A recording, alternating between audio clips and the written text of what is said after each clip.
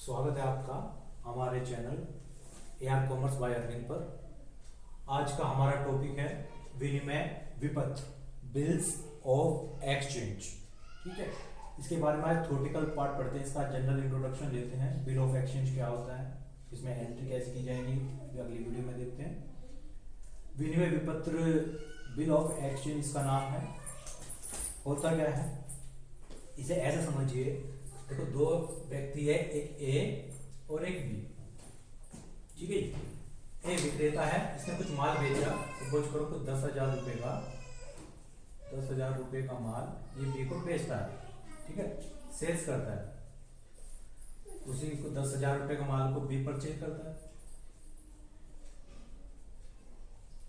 लेकिन ये लेन देन उधार में कर रहे हैं।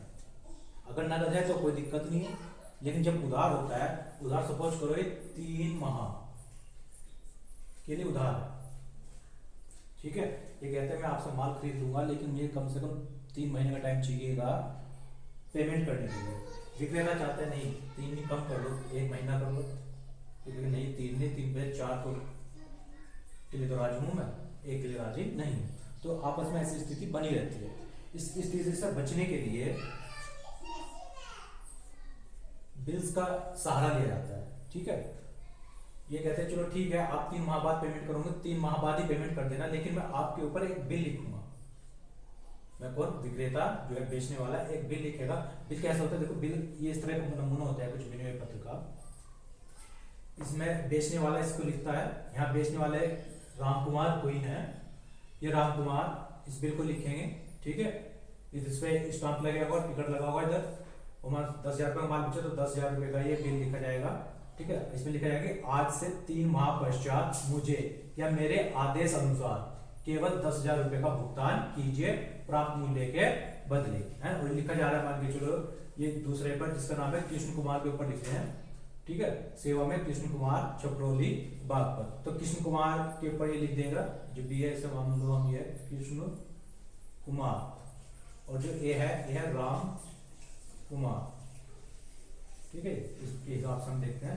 तो राम कुमार ने कृष्ण कुमार के ऊपर एक बिल लिखा। अभी बिल लिखने के बाद 1 दिन 2 दिन बाद ये उसी दिन ये राम कुमार के पास जाएंगे, देखिए आपने आपके ऊपर एक बिल लिखा है, आप पे मंजूर है, ठीक है मंजूर है, तो उस पर लिखेगा स्वीकृत एक्सेप्टेड, और फिर अपना नाम लिखकर कृष्ण कुमार साइन कर देगा और तारीख डालेगा जिस दिन ये एक्सेप्ट करेगा, स्वीकार करेगा। अच्छा, ये जब पहले लिखने की तारीख डाल देगा, 1 जनवरी 2022 में इसने लिख दिया, बड़ौद बागपत के हैं और कृष्ण कुमार छपरौली के हैं, तो इन पर इन्होंने बिल लिख दिया। ये बिल का इस तरह का नमूना होता है, बकायदे इस पे स्टाम्प लगे होंगे, स्टाम्प लगने पर ये लीगल हो जाता है। ठीक है, इससे फायदा क्या होगा, अब इसने 10,000 रुपये का माल से बेच दिया उधार, ठीक है माल ले लिया, अपना काम करना इसका शुरू कर दिया। इसे पता है कि 3 माह बाद मुझे पेमेंट करना है, आज नहीं करना है ना। और इसने फीस के बाद इसने इसके ऊपर एक जो बिल लिखा है इसने इसे स्वीकार करके इसे दे दिया। अब ये इस बिल का ट्रीटमेंट 3 तरह से कर सकता है। पहला, ये तो इसे अपने पास ही रखें बिल को, और जब भुगतान की तिथि 3 माह बाद आए तो उस बिल उसके पास देगा, देखो जी आपका टाइम पूरा हो गया, पेमेंट दो, तो ये इस बिल को ले लेगा और पेमेंट दे देगा, कहानी खत्म। दूसरा, ये चाहे तो ये भी तो किसी से माल खरीद कर लाया होगा, ठीक है, तो वहां भी सपोज करिए उधार खरीद कर लाया है और 10,000 का इसे भी पेमेंट किसी को करना है, तो इस बिल को उससे तीसरे आदमी, सपोज करो सी है, सी को एंडोर्स भी कर सकता है, एंडोर्स यानी बेचा, तीसरे व्यक्ति को दे सकता है। ठीक है, और भुगतान की तिथि पे जो बी है या कृष्ण कुमार है, ये भुगतान किसे करेंगे, इस तीसरे व्यक्ति को कर देंगे, राम कुमार से कोई मतलब नहीं है ना। एक तरीका हो सकता है तीसरा कि क्योंकि देखो ये एक संपत्ति है ना, ये जो कागज की संपत्ति है, सपोज करो ये गुम कर दे और ये फिर मना कर दे, नहीं भाई पहले मेरे बिल लाओ उसके बाद मैं पेमेंट करूंगा, तो ये एक संपत्ति है, इसे बड़े ध्यान से रखना होता है। तो इसे चाहे तो बिल्स फॉर कलेक्शन ये बैंक में भी जमा कर सकता है, जैसे बैंक में हम रुपए जमा करते हैं, जेवरात जमा करते हैं, कीमती सामान जमा करते हैं, तो बिल्स को भी बैंक में जमा कर सकते हैं। बिल्स फॉर कलेक्शन, कलेक्शन के लिए भी ये भेज सकता है। ठीक है, तो बाद में जब पेमेंट करेगा इसके बैंक में पेमेंट कर देगा, बैंक को कलेक्शन लेने के बाद हम हमारे खाते में जमा कर देगा। अच्छा, एक और होता है, 4 होते हैं इसके। चौथा यूज क्या होगा कि मेन जो यूज है वो चौथे वाला है ना, ये तो एक नॉर्मल यूज हुए 3 के 3। चौथा यूज जो लिखने का जो मेन पर्पज है वो यही होता है, जो चौथा होगा जो मैं बता रहा हूँ। चौथे में क्या होता है क्योंकि इसे भी तत्काल पैसे की जरूरत थी, इसे आज ही पैसे की जरूरत थी, लेकिन वो देने वाला 3 महीने बाद देने को राजी था। ठीक है, हमने कहा 3 महीने बाद दे दो, हम आपके ऊपर एक बिल लिखते हैं, अब उसे एक्सेप्ट करके हमें दे दो। अब हम उसका क्या करते हैं, ये 3 कंडीशन है, इनमें से कोई सा एक कर सकते हैं, लेकिन इससे हमें कुछ विशेष फायदा होने वाला नहीं है। सबसे बड़ा फायदा है कि हम इसे अपने बैंक से भुना सकते हैं, बैंक से भुनाएंगे। हम बैंक के पास जाएंगे, देखो हमारे 10,000 रुपए का बिल है, हाँ, उसके बाद ये बिल आप रख लीजिए और उसके बदले हमें कैश दे दीजिए। बैंक के अगर ठीक है कैश दे देंगे, लेकिन हम 5% डिस्काउंट देते हैं। ठीक है, 5% आपके जो बैठते हैं 10,000 का 5% 500 रुपए। ठीक है, अब 500 रुपए काट लीजिए, बाकी 9,500 हमें दे दीजिए। ठीक है, 500 रुपए हमारे जा रहे हैं, लेकिन हमें आज ही 3 महीने पहले तो पेमेंट मिल रहा है, तो इस चीज का बैंक काटता है, तो 9,500 रुपए लेकर हम अपना काम कर सकते हैं। बाद में जब इसकी भुगतान की तिथि आएगी, जब इसकी भुगतान की तिथि आएगी तो क्या होगा, ये जो खरीदने वाला है तो पेमेंट सीधा बैंक को करेगा, ना कि हम। बैंक को पेमेंट करता है, बैंक को पेमेंट करके हिसाब खत्म, हमारा काम हो गया, इसका भी हो गया। ठीक है, तो ये मतलब होता है बिल लिखने का। एक तरह से ये चीज होती है, इन्हें बोलते हैं साख पत्र, लेटर ऑफ क्रेडिट। सब साख पत्र होते हैं, ये साख पत्र में कई होते हैं, पहले होता है विनिमय पत्र। साख पत्र में पहला होता है विनिमय विपत्र, दूसरा होता है प्रतिज्ञा पत्र, तीसरा होता है चेक। तो चेक तो बैंक का चैप्टर हुआ, हम यहाँ जो पढ़ेंगे विनिमय पत्र और प्रतिज्ञा पत्र, इन दोनों को पढ़ेंगे। ठीक है, आप विपत्र प्रतिज्ञा पत्र पढ़ने से पहले इसका फॉर्मेट हमने देख लिया। विनिमय पत्र का जो है, प्रतिज्ञा पत्र बाद में देखते हैं, फिलहाल विनिमय पत्र देखते हैं। विनिमय विपत्र इस तरह का होगा, ये आपको सब समझ में आ गया। इस तरह का बिल लिखा जाता है, माल बेचने वाला इस चीज को लिखेगा, माल खरीदने वाले पर, खरीदने वाले से स्वीकार करके माल बेचने वाले को वापस कर देगा। बेचने वाला चाहे तो उसे भुगतान की तिथि तक अपने पास रखे, या किसी को बेचान कर दे, या बैंक में जमा करने के लिए भेज दे, या बैंक से भुना ले। इन 4 तरह से इसका यूज कर सकता है ना। इनकी फिर जनरल में एंट्री की जाएगी, वो कैसे करेंगे उसे बाद में देखते हैं। फिलहाल से थ्योरेटिकल समझते हैं कि इसके एक डेफिनेशन देख लेते हैं। भारतीय विनिमय साध्य लेख पत्र अधिनियम लगता है 1881। ठीक है, 1881, और इसकी धारा है 5। ध्यान रखेंगे, 1881 की धारा 5 के अनुसार विनिमय विपत्र, बिल ऑफ एक्सचेंज क्या होता है, एक शर्त रहित। ध्यान दो, जब बिल लिख रहे हैं तो इसमें कोई कंडीशन नहीं होगी। ठीक है, कि आप आपको माल बेचेंगे तब आप पेमेंट करोगे, नहीं, माल बिक गया, सब कुछ हो चुका, सिर्फ आपको हमें पेमेंट करना है, कोई शर्त इसमें नहीं लगेगी। शर्त रहित होना चाहिए, दूसरा लिखित होना चाहिए, बिल कभी मौखिक नहीं होगा, लिखित होगा। और एक आज्ञा पत्र है, कोई प्रार्थना नहीं, रिक्वेस्ट नहीं, दे दीजिए हमें पैसे नहीं, आपको देना है। ठीक है, क्योंकि इसका प्रतिफल पहले से प्राप्त है। तो शर्त रहित होगा, लिखित होगा, और आज्ञा पत्र है जिसमें लिखने वाला जो बिल लिख रहा है, जो माल बेचता है वही बिल लिखता है, लिखने वाला अपने हस्ताक्षर करके, जैसे लिख देंगे राम कुमार अपने हस्ताक्षर करके किसी व्यक्ति विशेष को, व्यक्ति विशेष जनरली वही होगा जिसने माल खरीदा है, को आदेशित करता है, उसे आदेश देता है कि वह एक निश्चित राशि, जैसे हमारे उदाहरण के हिसाब से 10,000 रुपए है, किसी निश्चित व्यक्ति को, है ना, कोई निश्चित व्यक्ति हम खुद भी हो सकते हैं, और हमने अगर किसी को बेचान कर दिया, किसी को एंडोज कर दिया, अपना बिल किसी और को दे दिया, तो उस व्यक्ति को, निश्चित व्यक्ति को, अथवा उसके आदेशित व्यक्ति को, है ना, अथवा लेख पत्र के वाहक को, या जिसके पास भी बिल है उसे मांगने पर, वो जो मांगे तब, अथवा एक निश्चित तिथि 3 महीने बाद, 2 महीने बाद, 1 महीने बाद की अवधि के पश्चात भुगतान कर देना। डेफिनेशन में सब चीज क्लियर हो गई, और डेफिनेशन भी आप देख सकते हैं, बिल्कुल सिंपल डेफिनेशन है।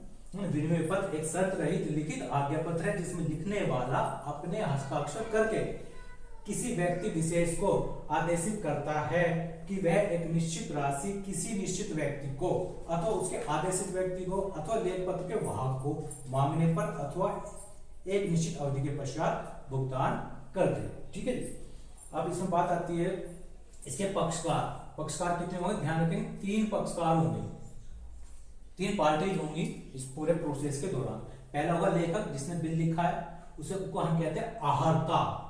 जो बिल का लेखक है वो एक विक्रेता भी है जिसने माल बेचा, यह लेखक या आहर्ता, इंग्लिश में वर्ड यूज होता है ड्रावर, DRAWER, ड्रावर बिल का लेखक हुआ। फिर ये होता है स्वीकर्ता, जो बिल को स्वीकार करेगा, जो माल खरीद रहा था, इसे हम बोलते हैं आहर्जी, है ना, बिल की भाषा में बोलेंगे इसे आहर्जी या ड्रावी, DRAWEE ड्रावी। और तीसरा आदमी होता है आदाता अथवा भुगतान पाने वाला, पेई, जिसे पेमेंट हम करेंगे। अगर बिल हमने अपने पास ही रखा है तो लेखक और पेई एक ही व्यक्ति होगा। एक अगर बेचान कर दिया तो बेचान, जिससे बेचान हुआ है वो भुगतान और पेमेंट लेगा, बैंक से बना ले तो बैंक पेमेंट लेगा, बिल फॉर कलेक्शन में भी बैंक ही लेगा हमारी तरफ से। तो ये कुल मिलाकर तीन ही पार्टी होती है। अब बात करते हैं विनियोग पत्र के प्रकार, बिल कितने प्रकार का होता है। तो आप देख सकते हैं वैसे कि बिल जो जनरली तो दो ही होता है, लेकिन समय, स्थान, उद्देश्य, प्राप्तकर्ता, लेखांकन के हिसाब से अलग अलग हम इसे कैटेगराइज कर सकते हैं। पहला समय के आधार पर, अगर समय के आधार पर देखें टाइम के अकॉर्डिंग, तो दो तरह का विपत्र होता है, एक दर्शनीय विपत्र, एक मुद्दती विपत्र। दर्शनीय यानी डिमांड बिल, जो बिल्कुल बिल के दर्शन करा दिया और पेमेंट कर दो, है ना, मतलब तक जब भी हम बिल लेकर आ जाए आपके पास तभी आपको पेमेंट करना है, वो कंडीशन लिखी होगी पहले, है ना, उसे बोलते हैं दर्शनीय विपत्र, डिमांड बिल, जब भी आपको बिल के दर्शन हो जाए पेमेंट कर दो। या मुद्दती, मुद्दती जो एग्जाम्पल हमने लिया है 3 महीने बाद, 2 महीने बाद, मुद्दती में टाइम, समय, उस समय के पश्चात आपको पेमेंट करना होगा। अच्छा, यहाँ मुद्दती बिल से ध्यान रखने वाली एक बात है, जो टाइम बिल, अगर दर्शनीय बिल है तो बिल देख के आपको पेमेंट करना है, ठीक है। लेकिन अगर टाइम बिल है तो अगर बिल हमने 3 महीने का लिखा है, सपोज करो 1 जनवरी 2022 को 3 माह की अवधि का कोई बिल लिखा है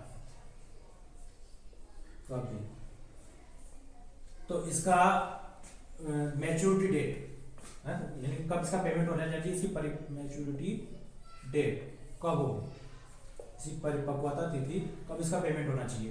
तो 1 जनवरी से 3 महीने, जनवरी, फरवरी, मार्च, तो 1 अप्रैल होनी चाहिए, 1 अप्रैल में इसका पेमेंट हो जाना चाहिए। लेकिन ऐसा नहीं है, क्योंकि हमें जो है विनियोग पत्र के रूल्स के अनुसार डेज ऑफ ग्रेस मिलते हैं, डेज ऑफ ग्रेस ने बोलते हैं अनुग्रह दिवस, अनुग्रह दिवस मिलते हैं। ये अनुग्रह दिवस 3 होते हैं, है ना, 3 डेज ऑफ ग्रेस मिलते हैं, 3 अनुग्रह दिवस मिलते हैं। जैसे कि 1 जनवरी 2022 को 3 माह की अवधि का बिल लिखा है, तो 1 जनवरी से 3 महीने 1 अप्रैल में आ गए, और 1 अप्रैल में भी 3 दिन और जोड़ देंगे तो 4 अप्रैल,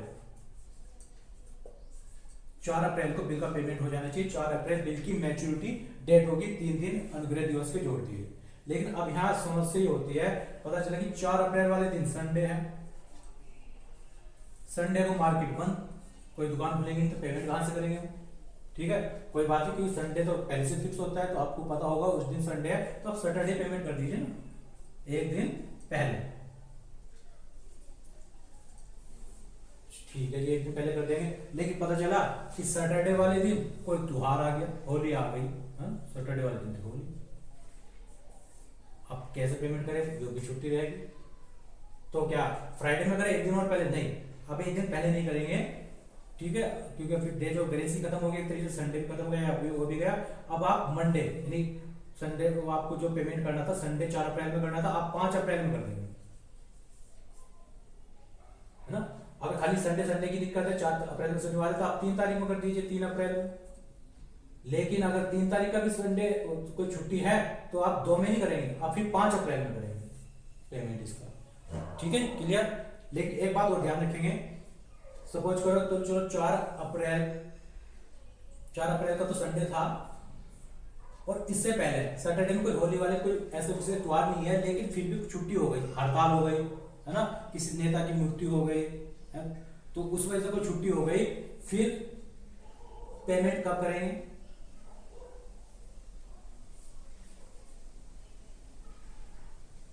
जी, इस वजह से कोई छुट्टी हो गई तो भी आपको जो पेमेंट है आप, क्योंकि आकस्मिक छुट्टी है तो बाद में करेंगे आप, ठीक है, पेमेंट आपको 5 अप्रैल में ही यहाँ करना होगा। लेकिन कभी कभी ऐसा होता है,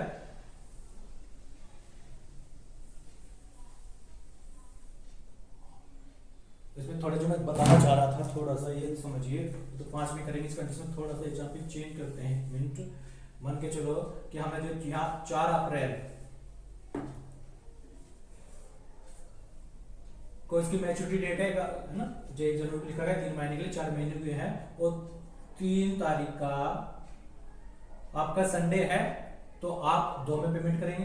लेकिन 3 तारीख का संडे नहीं है, 3 तारीख का कोई हॉलीडे ऐसे आ गया कि किसी नेता की मृत्यु हो गई या आकस्मिक अवकाश, आकस्मिक छुट्टी हो गई, अचानक बाजार बंद करना पड़ गया, मार्केट बंद करनी पड़ी, राजकीय शोक हो गया, कोई भी कारण हो सकता है, नेता की मृत्यु बताई, हड़ताल होगी, है ना, ऐसा जो पहले से फिक्स नहीं था, तब पेमेंट क्या आप करेंगे, आप 2 में करेंगे। फिर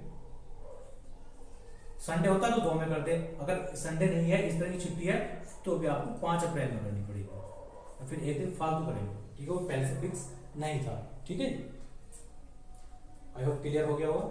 और इसके अलावा अच्छा ये भी देख सकते हैं कि सपोज करो हमने जो है एक हमने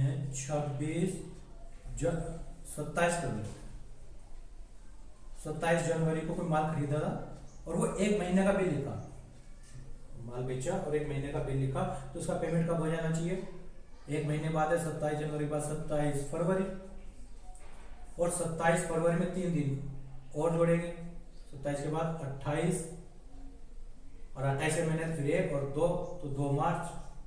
ठीक है, लेकिन और थोड़ा सा पीछे लिखते हैं इसमें,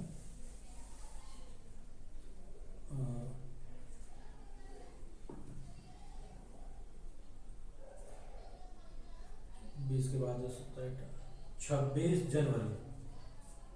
जनवरी में हमने माल बेचा और 1 महीने के लिए, तो 26 फरवरी और प्लस 3 डेज ऑफ ग्रेस, तो 26 होती है 29 फरवरी, अगर ऐसे समझ ले तो 29 फरवरी होती नहीं। ठीक है, अगर नहीं होती है, अगर होती है तो ठीक है, कोई दिक्कत नहीं होती है तो आप उसका पेमेंट फिर 28 फरवरी में भी कर सकते हैं। यहाँ भी आप चीज ध्यान के महीने की आखिरी तारीख में, अगर वो डेट नहीं आ पा रही है तो उस महीने की आखिरी तारीख आप वहां से मानेंगे। ठीक है, चलो कह रही है आप क्लियर हो, आई होप क्लियर हुआ होगा, नहीं होगा तो अगली वीडियो में आप कमेंट कर सकते हैं, है ना, कमेंट के बाद फिर मैं इस चीज को क्लियर कर दूंगा, डेट ऑफ मैच्योरिटी क्या होगी। फिलहाल हम यहाँ से देखते हैं,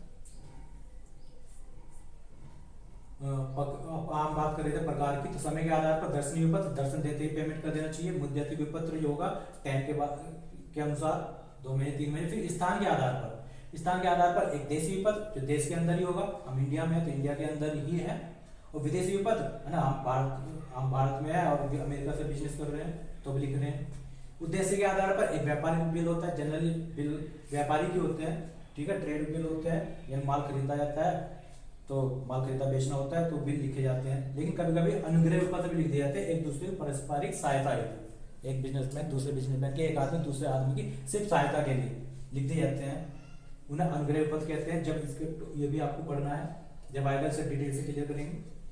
दूसरा होता है प्राप्तकर्ता के आधार पर 2 तरह के विपत्र होंगे, एक वाहक विपत्र और दूसरा आदेश विपत्र। वाहक विपत्र क्या होता है, बेरर बिल, जो भी बिल लेकर पहुंच के उसे पेमेंट करना है ना, बिल भले किसी के नाम नहीं लिखा होगा उसमें, बस एक बिल को आपको पेमेंट करना है 10,000 रुपए का, राम को करना है, जो भी बिल लेकर चले जाए, सपोज करो आपसे गुम भी हो गया तो जिसे मिला वही लेकर चले जाएगा, तो उसी पेमेंट आपको करना होगा, इसे वाहक विपत्र कहते हैं। एक होता है आदेश विपत्र, नहीं जी मुझे करना है या मेरे आदेश अनुसार किसी व्यक्ति को करना है, या क्लियर नाम दे दे कि उसी आदमी को होना चाहिए, उसके अलावा किसी आदमी को नहीं होना चाहिए, तो आदेश विपत्र ऑर्डर बिल बोलेंगे। एक होता है लेखांकन के आधार पर, जो हमें अकाउंटिंग करनी है, मेन तो पर्पस का अकाउंटिंग करनी है, जब हम अकाउंटिंग करेंगे अकाउंटिंग के पर्पस पर बिल 2 प्रकार की हुई, एक बीआर और एक बीपी, एक प्राप्य विपत्र, एक देय विपत्र। इसी में आप समझते हैं प्राप्य विपत्र और देय विपत्र क्या होता है। ठीक है, देखो बिल तो एक ही होता है, लेकिन जो विक्रेता होता है इसके लिए वो बीआर होता है, और जो क्रेता होता है इसके लिए वो बीपी होगा। बीआर यानी बिल रिसीवेबल, है ना, ये बिल इसने लिखा तो बिल की जो अमाउंट है वो इसको रिसीव करेगा और उसे बिल को पे करना होता है, बिल पेएबल। बिल वही है, लेकिन इसके लिए संपत्ति हुई एसेट्स की, है ना, ये जो बिल रखा है इसकी संपत्ति है, और इसके लिए दायित्व हो गया, इसके लिए लायबिलिटी होगी। तो चीज होती है लेखांकन के हिसाब से, जब भी हम विक्रेता की पुस्तकों में लिखेंगे, है ना, लेखक की पुस्तकों में हमेशा बिल को बी आर बोलेगा और ये हमेशा बिल को बी पी बोलेगा, है ना। आई होप ये सब समझ में आया होगा। ठीक है, अगली वीडियो में हम देखेंगे कि जनरल में एंट्री कैसे की जाएगी। तब तक के लिए धन्यवाद।